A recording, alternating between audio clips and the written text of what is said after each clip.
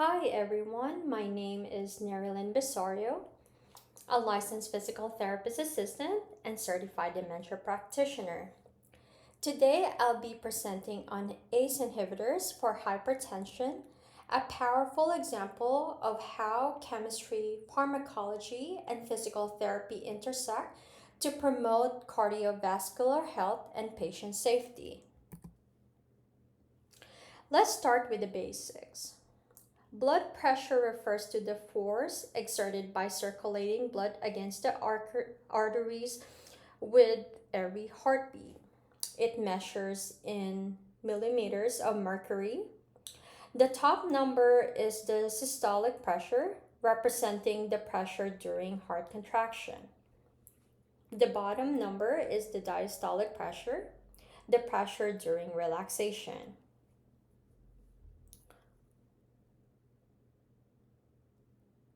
A normal reading is less than 120 over 80, while hypertension is defined as 130 over 80 or higher.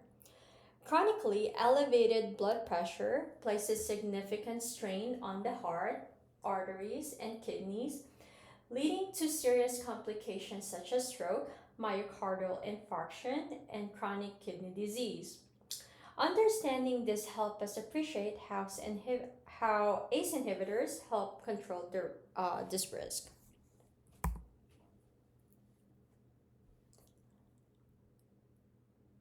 Every blood pressure reading tells a story. A systolic reading of 140, for example, means the heart is working harder than it should. As clinicians, we don't just look at numbers, we interpret them in context. For example, dizziness, blurred vision, or headache may accompany elevated readings. In physical therapy practice, especially before exercise or gait training, this number helps us decide whether it's safe to proceed, modify activity, or report findings to the supervising PT or physician.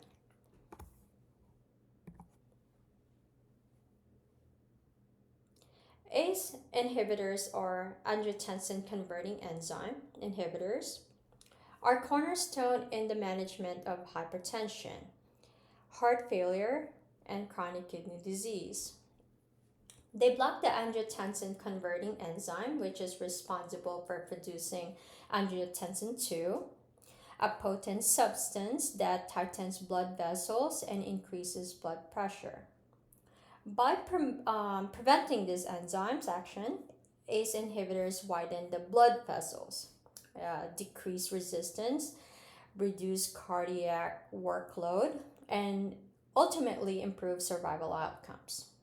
In short, they prevent long term organ damage while lowering blood pressure safely and effective.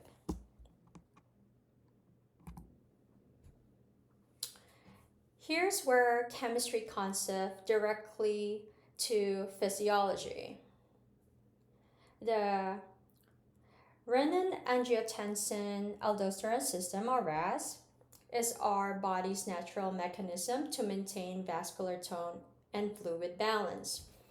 When blood pressure drops, the kidneys release renin, which converts angiotensinogen into angiotensin 1. Then ACE, found mainly in the lungs, convert angiotensin into angiotensin 2, a powerful vasoconstrictor.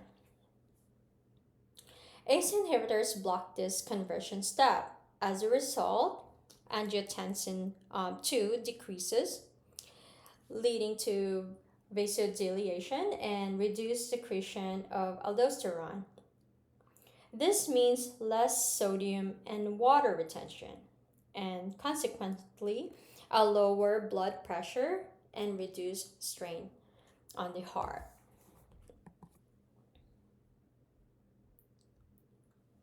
The chemistry goes even deeper. ACE not only produces angiotensin 2, it also breaks down bradykinin, a natural vasodilator. When we inhibit ACE, bradykinin level rise. This increases nitric oxide and prostacyclin, both of which relax blood vessels further. This dual effect, less vasoconstriction and more vasodilation, explains why ACE inhibitors are so effective.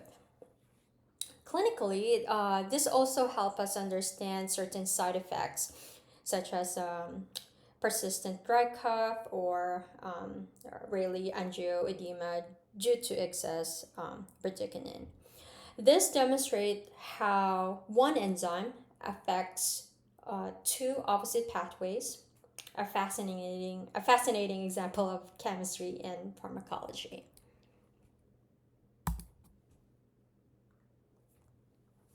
Some of the most commonly prescribed ACE inhibitors include lisinopril, um, enalapril, ramipril, perindopril. Um, lisinopril is active right away, while enalapril is prodrug that becomes active as enalaprate after metabolism. They usually taken once or twice daily, and dosages are adjusted for patients' kidney disease or kidney function. The onset occurs within hours, but the full effect may take 1 or 2 weeks. Most ACE inhibitors are excreted through kidneys, providing both sustained blood pressure reduction and renal protection. Like all medications, ACE inhibitors come with safety consideration. Common side effects include cough, dizziness, or orthostatic hypertension. Serious but rare reactions include angioedema, which requires immediate medical attention if swelling occurs in the face or tongue. They are contraindicated in pregnancy or in patient with bilateral renal artery stenosis. Monitoring is key. We should check blood pressure, potassium, and creatinine within 1 to 2 weeks after initiation or dosage changes. As PTAs, being aware of these parameters help us recognize adverse effects and communicate promptly with the healthcare team.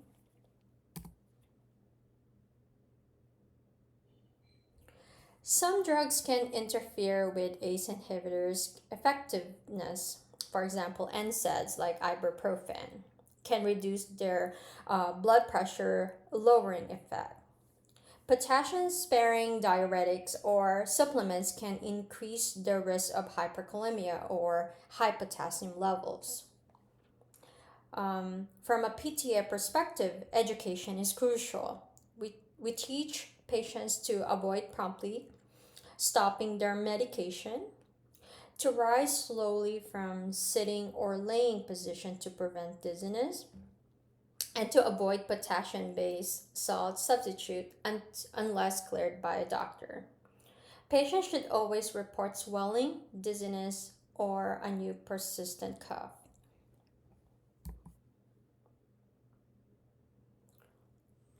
According to guidelines, including the National Institute for Health and Care Excellence, ACE inhibitors are a first line therapy for most adults with hypertension.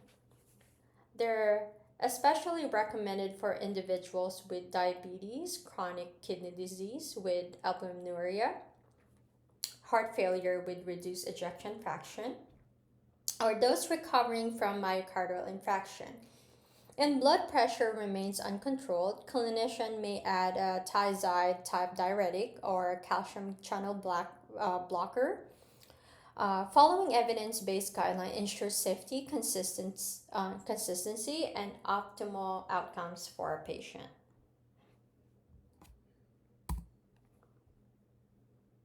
So why is this important for us as PTAs? Because blood pressure directly affects exercise tolerance, endurance, and patient safety. Before and after each session, we should always check vital signs, especially in patients on ACE inhibitors, and watch for dizziness, lightheadedness, or orthostatic changes. Red flags include persistent cough, swelling in the face or tongue, or decreased urine output. We must reinforce adherence, educate patients about avoiding NSAIDs without medical approval, or coordinate any medication related concerns with a supervising therapist or physician. This interprofessional communication protects both patient outcomes and professional integrity. In summary, chemistry meets care in the use of ACE inhibitors. By blocking a single enzyme, we reduce angiotensin II, preserves bradykinin, and promote vasodilation, resulting in blood pressure and improve cardiovascular function. This biochemical reaction translates into real world benefits: fewer strokes, stronger hearts, and greater tolerance for physical activity. For physical therapist assistants understanding, ACE inhibitors is just not about knowing a drug name. It's about recognizing how molecular science supports patient education, safe mobility, and effective rehabilitation. Thank you for your attention. I hope this presentation deepened your understanding on how chemistry and pharmacology shape our everyday practice as rehabilitation professionals.